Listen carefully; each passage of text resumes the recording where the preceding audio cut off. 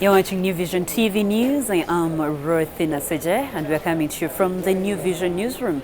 We start with the news around Uganda, where we look at stories making the headlines across the country. We start with Nebi district, where the Inspector General of Government has launched investigations into the over 5 billion shilling tea project in Nebi and Zombo district. A source privy to the investigations told the New Vision on Tuesday that officials from the Inspectorate have been combing the district, interviewing top district officials. According to the source, the IGG officials were shocked by the level of corruption orchestrated by those who handle the tea project. The source added some of the top district officials who recorded statements so far include the RDCs of the two districts of Nebi and Zombo. Moving on to Soroti district, the Anglican Church and the Roman Catholics in Soroti are gearing up towards the installation of their bishops set for May and June respectively. Now the House of Bishops in March elected Reverend Kosea Odong as the new bishop of Soroti Diocese. A month later, the Pope appointed Father Joseph Achiru Oliach as the new bishop of Soroti Catholic Diocese. The Soroti Catholic Church had spent 5 years without a bishop since the elevation of Dr. Emmanuel Obo to serve as Archbishop of Tororo Archdiocese. News from Lira District, the Uganda Muslim Teachers Association, UMTA, has petitioned the government over what they call grabbing of their schools by Christians. The 4 schools are located in Lango region. They claim the schools were taken after the overthrow of former President Idi Amin Dada 40 years ago. In a meeting that attracted hundreds of Muslim teachers across the country, they asked the government to help them recover their schools.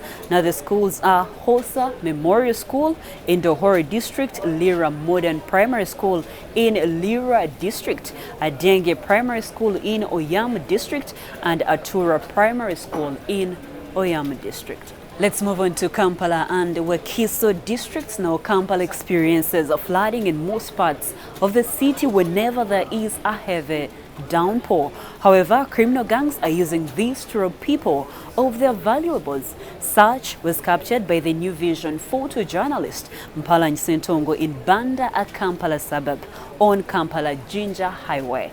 Let's take a look at this picture story.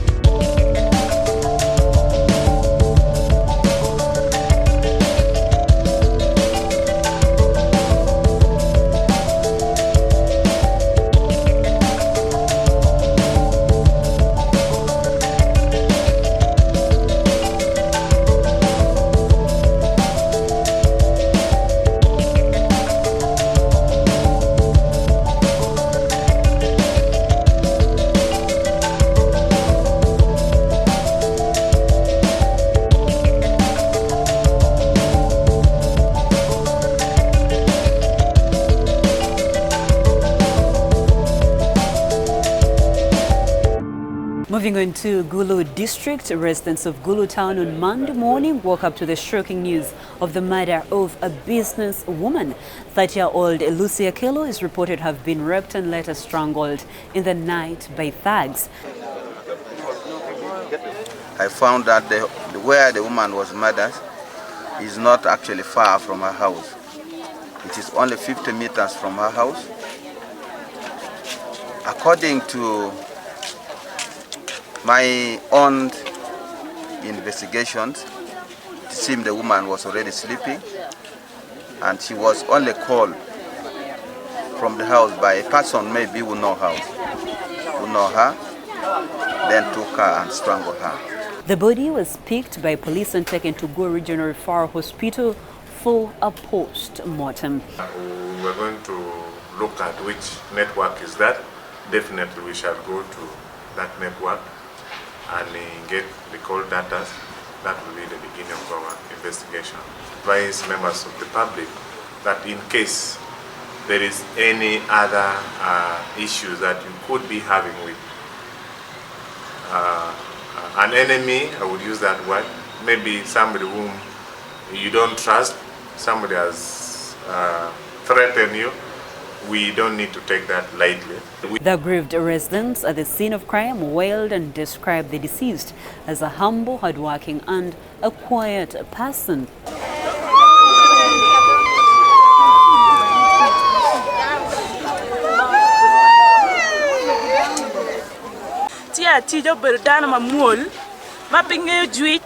Wana ya chak beri chupilo pia da wanne ma ti ja gwen ki ngat mo ken lo ti ja mar dar wen da ka ti ja beri dar ma ile ba chuli da wen tele be ki kwanyo pinge lo ti ja mol ya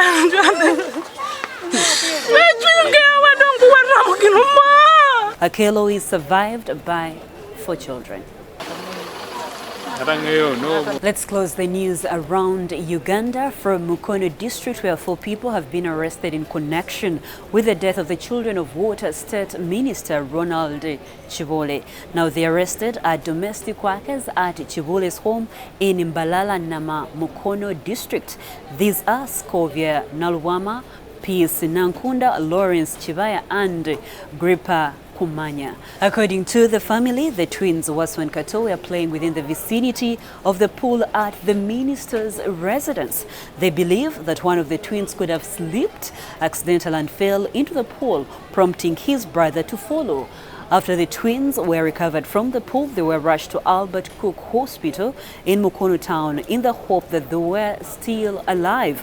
However, the doctors confirmed that they were dead.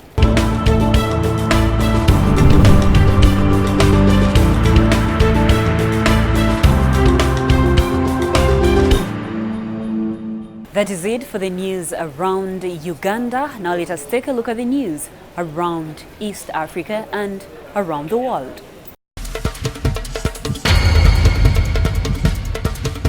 In the news around East Africa, we start from Kenya, where the former powerful head of Civil Service and Secretary to the Cabinet, Jeremiah Gitau Kireini, passed on Monday evening at 90 years. Kireini worked as Permanent Secretary for Defense in Jomo Kenyatta's government. He was also the head of Civil Service. He was married to Eunice Moringo Kireini, a former Kenya Chief Nursing Officer. In Tanzania, police in Mbeya have arrested a traditional medicine man and a resident of Makete in connection with the death of a 6-year-old Rose Inguka, a resident of Maideleo village in Mbarali, Mbeya. The arrest of the traditional healer makes the number of people arrested in connection with the girl's death to 4. Now they include the father, who is alleged to have sold his daughter for 5 million shillings to a businessman and owner of a secondary school in the Mbalize town. Moving on to Rwanda, an investment outlay of $440 million has been announced to build water treatment plants and supply systems in urban and rural areas. The Ministry of Infrastructure has announced that 3-year projects are to ensure that all Rwandans have access to clean water by 2024. Closing off the news around East Africa is a story from Uganda, where the military court, chaired by Lieutenant General Andrew Guti, has sentenced Boda 2010 patron Abdallah Chitata to 8 years, 8 months in jail in Kampala a day after being found guilty of unlawful possession of firearms. Beyond East Africa, we take a look at the news around the world. We start from Sudan, where at least 5 demonstrators and 1 army major have been killed in Sudan's capital Khartoum, hours after protest leaders and the ruling generals reached a deal on transition authorities to run the country following the overthrow of President Omar al-Bashir last month. Now, the flare-up of violence on Monday came as the Prosecutor General's office said al-Bashir had been charged over the killings of protesters during the mass protests that led to the end of his 30-year rule on April 11th. 3 soldiers and several protesters and civilians were also wounded when unidentified elements fired shots at the Khartoum sit-in, the ruling military council said. In China, China's foreign ministry said on Tuesday that it hopes the United States does not underestimate its determination to protect its interests, even as Washington threatened to extend tariffs on virtually all Chinese inputs. Foreign Ministry spokesman Zheng Chuang, speaking at a daily briefing, also said both countries agreed to continue pursuing a process of talks to resolve their trade dispute. Moving on to the United States, U.S. President Donald Trump warned on Monday Iran would suffer greatly if it targeted U.S. interests after Washington deployed an aircraft carrier and more jet fighters at a time of rising tensions with Tehran. Now, Trump's comments came after the United Arab Emirates reported 4 commercial vessels had been sabotaged on Sunday near Fujairah's emirate just outside the Strait of Hormuz. Iran sought to distance itself from the incident. Washington withdrew last year from a 2015 pact between Iran and global powers aimed at reining in Tehran's nuclear plans. Since then, the United States has ratcheted up sanctions on Iran, saying it wanted to reduce its oil exports to 0. In North Korea said on Tuesday the seizure of one of its cargo ships by the United States was an illegal act that violated the spirit of a summit between 2 countries' leaders and demanded the return of the vessel without delay. The Northeast Foreign Ministry said in a statement that it rejected UN Secretary Council resolutions against it, which the United States cited in impounding the vessel as a violation of its sovereignty.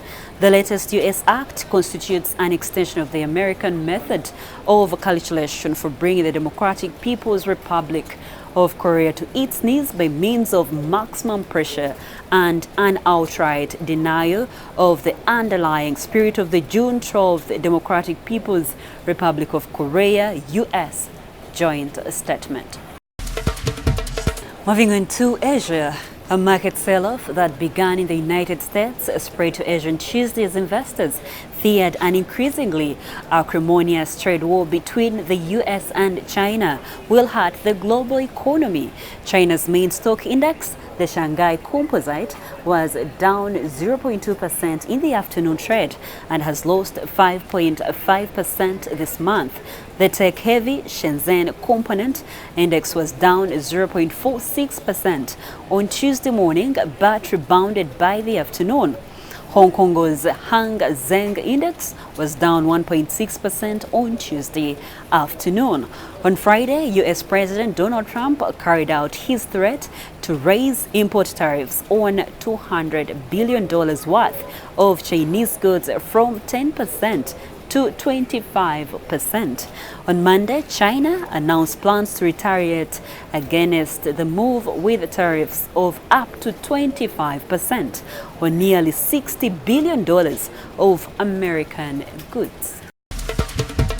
Finally, From Sri Lanka, Sri Lankan soldiers in armored vehicles on Tuesday patrol towns hit by sectarian violence this week as residents recalled how Muslims had hid in paddy fields to escape mobs attacking their homes and shops. Authorities say the situation in the worst affected northwestern parts of the Indian Ocean island nation was under control after anti-Muslim mobs appear to have moved from town to town starting on Sunday. A man was stabbed to death and crowds attacked mosques and burned Qurans in violence targeting Muslims for the Easter bombings that killed more than 250 people in churches and hotels, mostly in Colombo. That is it for the news around East Africa and around the world. Next is what we expect in the Wednesday pullouts.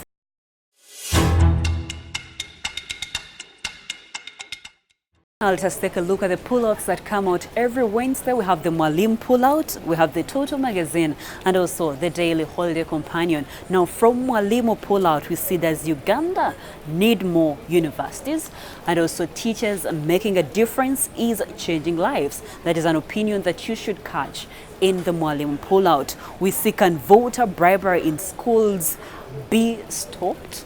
Remember, Mwalimu offers education solutions. So catch more of those and much more in that pullout. Moving on to the Toto magazine. From Nigeria with Love, Isabella Manezo. We also have how to behave during the Ramadan. Does your child know how to behave around those who are fasting? We have those and much more in the Toto magazine. The Toto magazine is free and it comes out every Wednesday in the New Vision.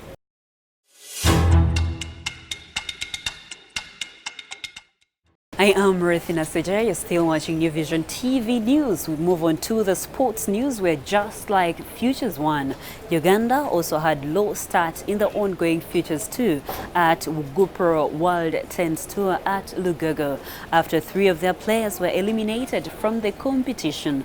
India's Aturu Babiji, Hale Dali from Great Britain and Ahmed Chaudhary from Pakistan defeated Edward Birunje 6-4, 6-0.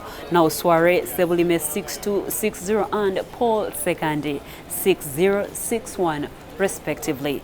Uganda's hope will now rely on David Oringa and Simon Ayala, who will be in action starting with the main draws on Wednesday. Action in Futures Tour resumes Tuesday with games in the second round of the qualifiers and the main draw of the doubles. Uganda Cranes team kicked their preparations for the forthcoming 2019 Total AFCON Finals tournament in Egypt. The preliminary national team that was summoned recently entered camp at Kibera Country Club for the residential training. The 26-man squad will be selected with inclusion of the foreign players who will further train in the United Arab Emirates. In UAE, the squad will be reduced to 23 that will feature in the Total AFCON Finals in Egypt. Some international news. Former Manchester United defender Patrice Evra is believed that the club will have to clear out their midfielder Paul Pogba among those to be shown exit. The Frenchman confirmed the developments during an interview with Sky Sports. Evra expects Pogba to be one of a number of players to leave during the transfer window after suffering abuse from the fans when United went down 2-0 to Cardiff on Sunday in their last game of the league.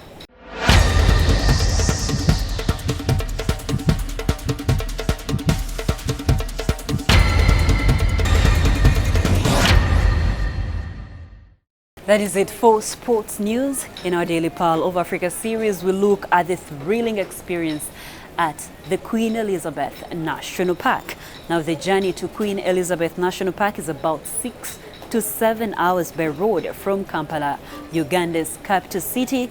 This means you have to prepare to experience the adventure on the road as you warm up for the adventure at the park. Let's take a look.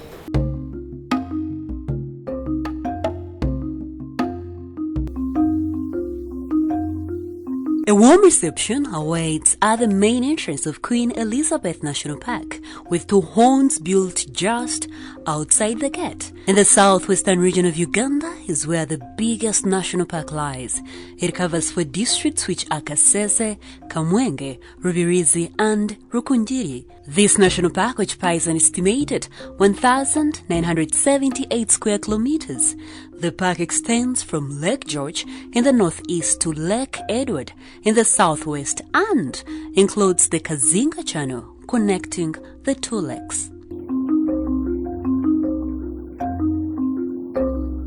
This explains its establishment. In 1952, Queen Elizabeth was established as Kazinga National Park, but 2 years later, it was renamed to commemorate the visit of Queen Elizabeth II, the Queen of England. Since then, Queen Elizabeth National Park has become the most visited park in Uganda. It comprises of the most popular savanna reserve and the widest variety of wildlife. Getting closer to the animals requires the use of game drives.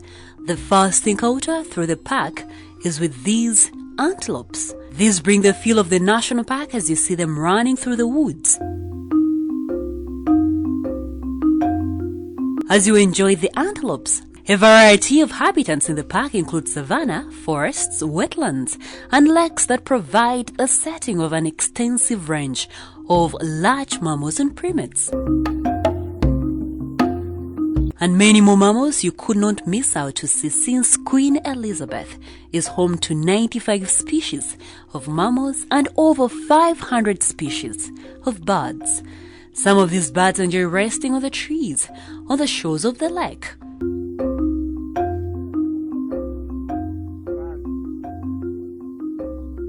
For the hippopotamus, they find comfort in water.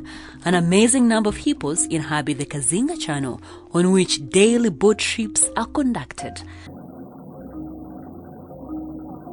Queen Elizabeth National Park boasts of crocodiles, elephants, leopards, lions, and chimpanzees. Most lions are found in Ishasha sector.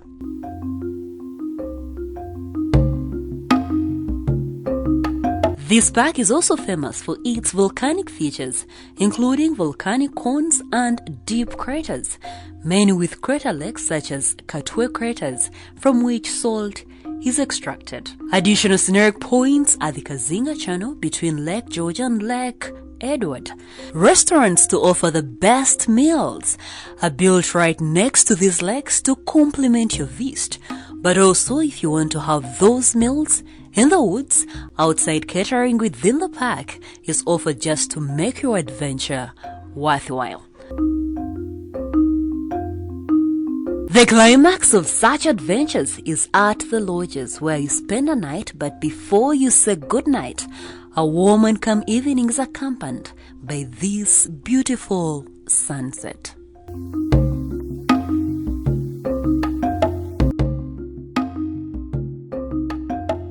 For more Pearl of Africa stories, visit our website, which is newvision.co.ug/Pearl of Africa. Our newspaper, The Sunday Vision, is also another home of adventures. Grab your copy every Sunday for Pearl of Africa stories. We now speak business in the Handshake with Lynn Komjishe.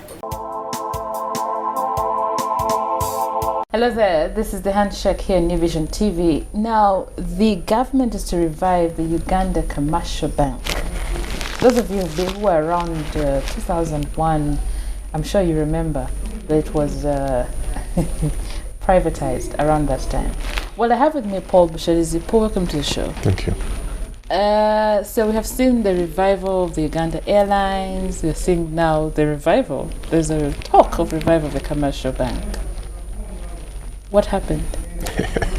I think the statement was made by the boss of the National Planning Authority, yes, who says, I had him I think I had in another report also saying that there are two options. Either they will merge Post-Bank Housing Finance and Pride Microfinance into one bank, which interestingly was in the President's manifesto in the last election. Oh. Yeah, so it's a manifesto deliverable. I think they're following up. Or since all three entities, even Post-Bank, are profitable, so they might just find a way of recapitalizing them to make them bigger and stronger, whatever they think. What happened? What has changed? Why now? Why the rush? Well, is there excitement? There's an illusion. There's an illusion by certain people that we need to own our own things. You see, they're not focusing on the service at the end. They're focusing on ownership, which many times. Owning? Well, the government of Uganda. That's what they think. So there's this talk. They have it in their minds that if we own the things, then, like for example, loans will become cheaper. But that analysis is wrong, because the loans are expensive because the government is borrowing expensively from the public. So government is the safest borrower. That lending to government is a sure deal. The rest of us have risk. So what happens in the banking sector is that if government borrows at, let's say, 10%, then for the rest of you, we'll add a risk of like 3 or 4, 5%. Yes. Now, if government borrows at 15%, we can't lend less than government. It just doesn't make sense. So the real question for government is, how do we reduce how much we borrow from the public? And it's down to also the indiscipline, the way they spend money. So even if they bring a bank, let's say they bring a bank and they just decide, which I think they intend to do, just decide we shall lend people at 12%. Still the difference, the cost has to be borne by somebody. So it be us taxpayers who pay for other people's loans. But is it necessary now? Well, I think what is true is that lending rates are high in Uganda. Yes. They should be lower. That is true. So one way is, of course, government should lower its demands from the public. Another thing is that government is pretending. Is it? I don't know that it's pretending, or it is. It doesn't know that it has leverage over all these banks as well. So it can do certain things that would make the banks lower their lending costs. It probably has overshot its ways. No. Government. In certain people say don't mess with the state. There's a reason people say that. Governments are not, especially the government as it's constructed now in Uganda. It's not a wishy-washy thing. It can actually direct things. It can direct the private sector, and they'll not be reinventing the wheel. They did this in Southeast Asia. People talk about Southeast Asia as if they have places like Japan and South Korea where they have government banks. They really don't. Most of the big banks are private banks. But the government says, excuse me, this is our agenda, this is our development agenda. We tell us what you need to do to go in that direction. We're going to give it to you and you better make sure you go there, otherwise there will be hell to pay. Governments have that power. And it will be much cheaper than trying to set up a bank themselves. So much cheaper and even probably more efficient. Clearly, they need to hire you as an advisor. No, they won't. What would they be seeking? What would they be seeking to achieve if they say, like, they propose merge and come up with one commercial bank? I think what they're hoping to achieve is to achieve an institution of size, big size. If you bring Post-Bank Microfinance and Housing Finance together, you have a robust, capitalized financial institution which they think can then compete with the foreign banks, so the Stanbics and the Stancharts and the Barclays and all that kind of. That's the idea, and then hoping that they can direct this bank of theirs to do certain things that will also force, like, prices of credit all around to go down. That makes sense, though. If we look at it that it's a good wish, but there are certain things surrounding that environment that you need to take care of. Majorly, of course, being stop borrowing expensively from the public. It's not like they can help it, can they? No, they can. They just have to be more disciplined in the expenditure. I mean, why are we having all districts, 168 districts? When they came into power in 1986, there were 41 districts. You've quadrupled the number of districts in the last, for what? We are trying to get to the people. And by the way, I'm sure there's a study somewhere shows that we have failed miserably in getting those services we are claiming to get to the people. So, Well, thank you, Paul. You're I welcome. hope they hire you. No, they won't. We now take a look at the special report. Now, the last 50 years have seen a transformation in the energy sector from one dam, Owen Falls Dam, which produced 60 megawatts in 1954, to many dams that are producing over 1,000 megawatts. The country's energy needs have changed. In the rural areas where people depended on tadoba, which are small paraffin lamps for lighting, the rural electrification has chased away the tadoba. Let's take a look at this.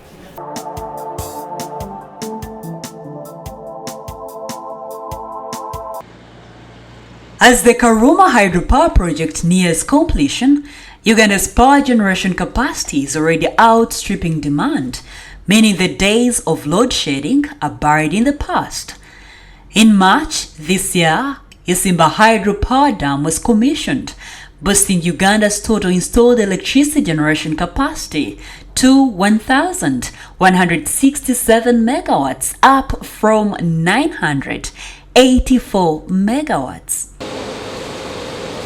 Located between the Kayunga and Kamuli districts, the dam was the most recent power project commissioned in the country. It became the third dam constructed since 1986 and is a significant landmark.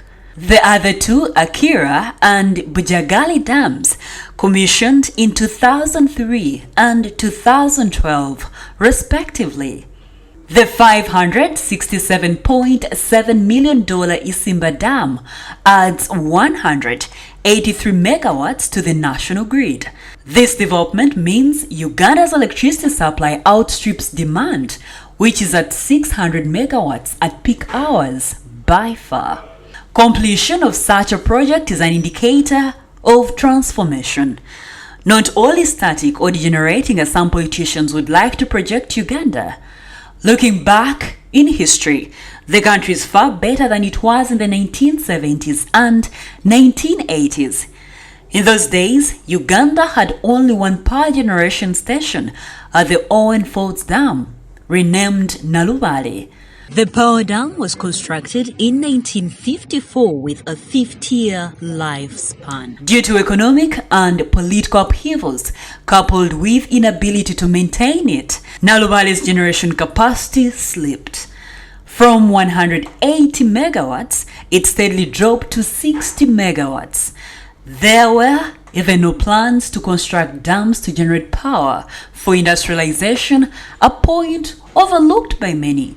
As power supply dropped, Ugandans resigned to the reality and sloshed into the belief that it was normal.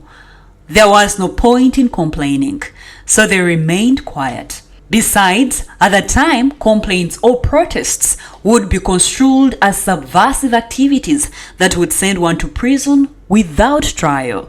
Today, reactions to any slightest interruption in the electricity supply are loud and abusive.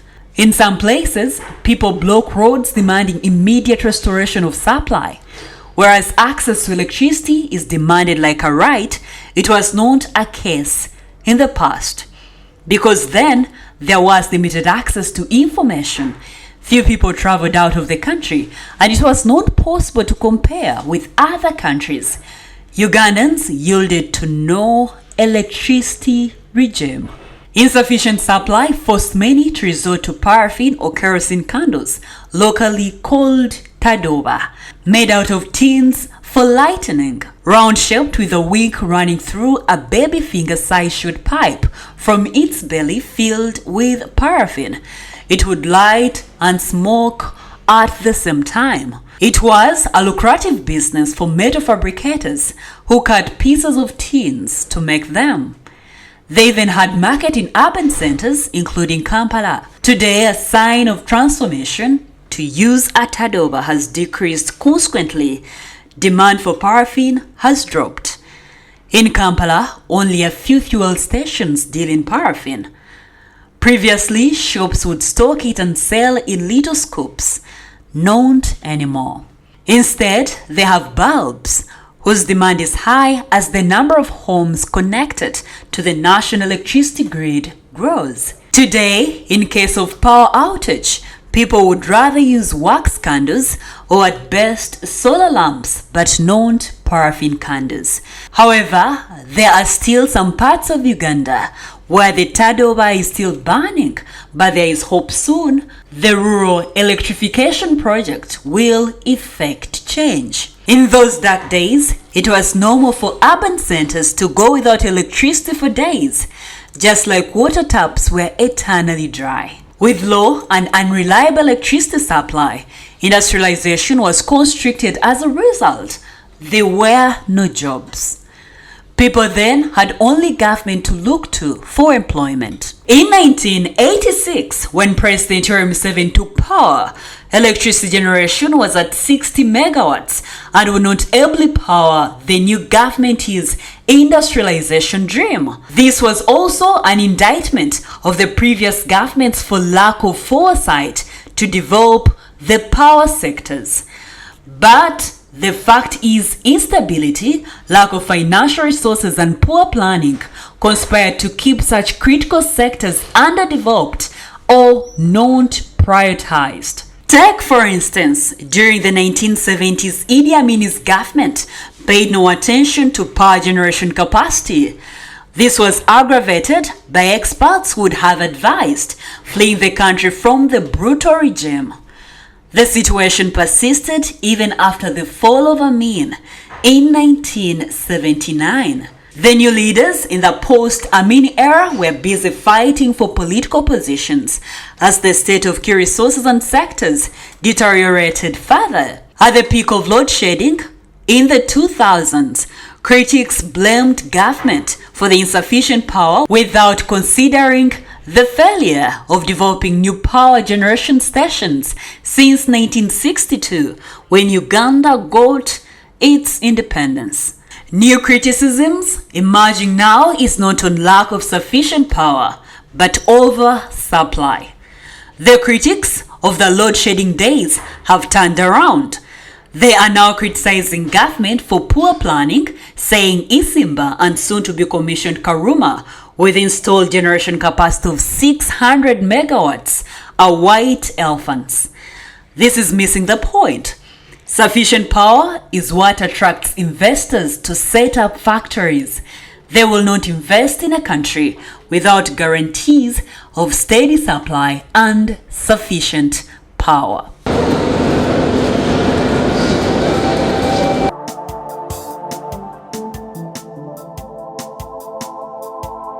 That is all we had for you. Thank you for watching. Be sure to catch more news updates and other programs here on New Vision TV by visiting our website, which is newvision.co.ug/video. You can also follow us on social media. Facebook is The New Vision, Twitter is at New Vision Y, Instagram is at New Vision Y, and our YouTube channel is New Vision TV. Catch up with me on my Twitter handle.